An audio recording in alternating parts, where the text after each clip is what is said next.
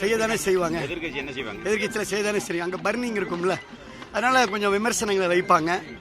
உங்களுக்கு தெரியுங்க, நாங்கள் எதிர்கட்சியாக 5 ஆண்டு காலம் நாங்கள் வழிகளையும் வேதனைகளையும் தாங்கிக் கொண்டு இயக்கத்துக்கு துணை நின்றுக்கிறோம். ஆட்சிக்கோ அதிகாரத்திற்கோ போகணும்னு நினச்சா கடந்த முறை நாங்கள் திமுகவுக்கு துணை போயிருக்கணும். தயவுசெய்து புரிஞ்சுக்கோங்க. 5 ஆண்டு காலம் திராவிட முன்னேற்ற கழகம் ஆட்சியில் இருந்த பொழுது எதிர்கட்சியாக இவர் 43 வழக்குகளை சந்தித்திருக்கிறார். நான் வழக்குகளை சந்தித்திருக்கின்ற போராட்டம். அதனால் ஒரே விஷயம் நாங்கள் தெளிவாக சொல்லிட்டோம், உங்கள்கிட்ட தெளிவாக சொல்லிட்டோம். தேர்தலுக்கு முன்பே தலைமையிடம் வலியுறுத்தணும் தாவேக்காவோடு கூட்டணி போகணும். அதை செவிமடுக்கவில்லை. தேர்தலுக்கு பின் பெரும்பான்மையான மக்கள் வாக்களிச்சுட்டாங்க, ஒரு ஆட்சி மலரணும்னு வாக்களிச்சுட்டாங்க. அப்போ நம்ம அமைச்சர்லாம் வேண்டாம், நம்ம வெளியிலிருந்து ஆதரவு கொடுத்து அந்த ஆட்சிக்கு நம்ம துணை நிற்போம்னு சொன்னோம். அதையும் செவிமடுக்கலை.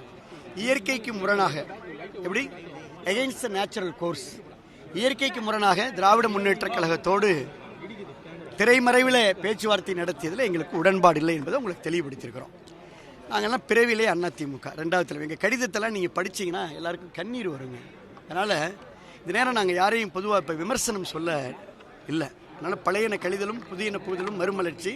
நான் கண்ணியத்தோடு எப்போதுமே பேசக்கூடியவன். அதனால் விமர்சனங்களை குறைத்துக் கொள்கின்றேன்.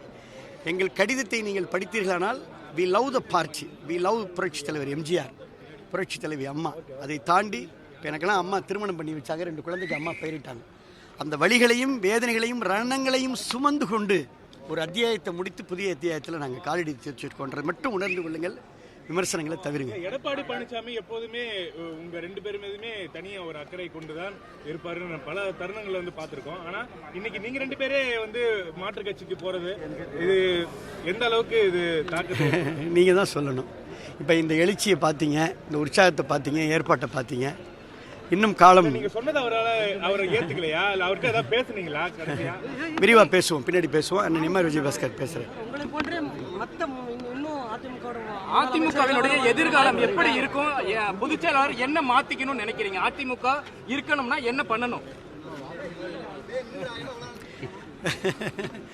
நாங்க மாற்று கட்சிக்கு வந்துட்டோம் தம்பி. இனிமேல் நாங்க போய் அவருக்கு என்ன அறிவுரை சொல்ல போறோம்? ஒன்றும் கிடையாது.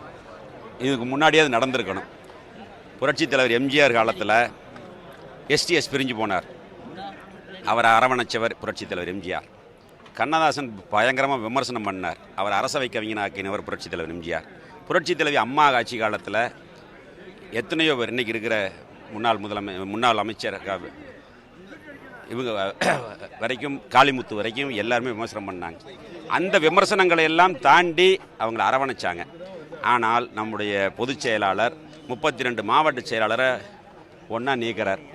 நீக்கி அங்கே ஒரு புது மாவட்ட செயலாளரை போட்டு கோஷ்டி இல்லாத ஒரு மாவட்டங்களில் கோஷ்டிகளை உருவாக்கி அது கட்சிக்கு நல்லதல்ல. அதையெல்லாம் தாண்டி ஏதாவது ஒரு வகையில் சமரசமாகும்னு எதிர்பார்த்தோம். இல்லை, விஜய் தலைமையிலான அரசை அவங்க எங்ககிட்ட அப்ரோச் பண்ணாங்க, பிடிச்சிருந்தது, வந்துட்டோம். 42 ஆண்டு காலம் நான் உறுப்பினராக இருந்திருக்கிறேன். பல பதவிகள் இருந்திருக்கிறோம், உள்ளாட்சியிலிருந்து அமைச்சரிலிருந்து. இருந்தாலும் நம்முடைய டாக்டர் சொன்ன மாதிரி தான், மிகுந்த மனவேதனையோடு தான் பல கட்ட யோசனைகளுக்கு பிறகு தான் இந்த முடிவு எடுத்தோம். தொண்டர்கள் மத்தியில் மிகப்பெரிய கருத்து கேட்டோம். சும்மாவெல்லாம் இல்லை, எல்லா நிர்வாகிகளையும் கருத்து கேட்டு அவசரப்படாமல் தான் கேட்டோம். அவங்களுடைய விருப்பத்தின் பேரில் ஒரு சிலர் வேண்டான்னு சொல்லுவாங்க, இல்லை அது இல்லைன்னு சொல்ல, மெஜாரிட்டி 95% மேலே இந்த சொன்ன கருத்துக்களின் அடிப்படையில் தான் இந்த நிகழ்வு மிக பிரம்மாண்டமான ஒரு மாநாடு போல் நடந்து முடிஞ்சிருக்குது. இதுவரைக்கும் நடந்த நிகழ்வுகள் டிவிகேல இணைப்பு விழா என்பது இதுபோல் நடந்தது கிடையாது. உங்களுக்கு தெரியும், பத்திரிகையாளர்கள் நீங்கள். 10ஆம் தேதி முதலமைச்சர் கரூர் வர்றார். அப்போ அந்த விழா மிக சிறப்பாக ஏற்பாடு செய்து நடக்கும்.